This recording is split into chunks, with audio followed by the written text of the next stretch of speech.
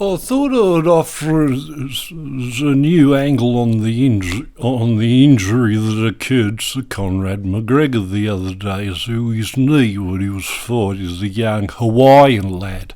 And so the reason is that I've heard lots of people getting confused about what caused the injury and was it the jump, but I feel like it's pretty obvious for those in the know, and I haven't heard anyone else mentioning it. The role that the abstinence from any sort of essential physical activity before the fight might have played.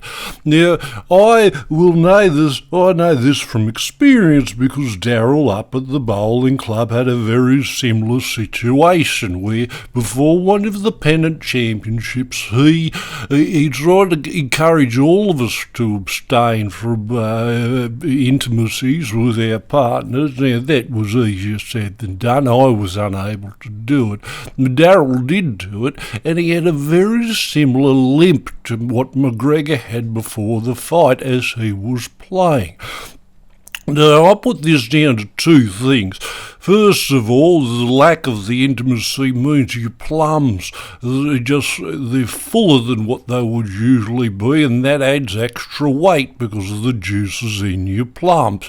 The other thing is that there's a sensitivity to the end of the very tip of the bell end, and so that you're trying to move around so the bell end is not scraping around in your shorts, and you can see that with Conor McGregor here.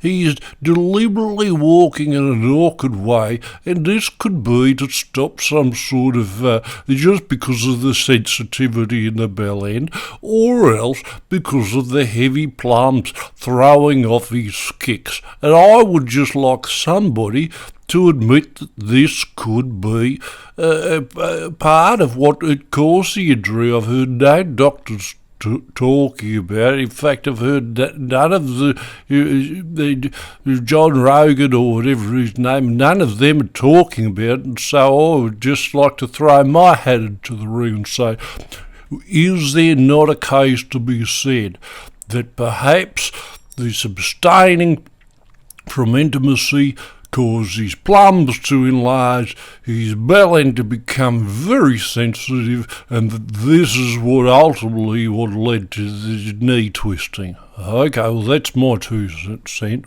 3 cents probably. Okay, thank you.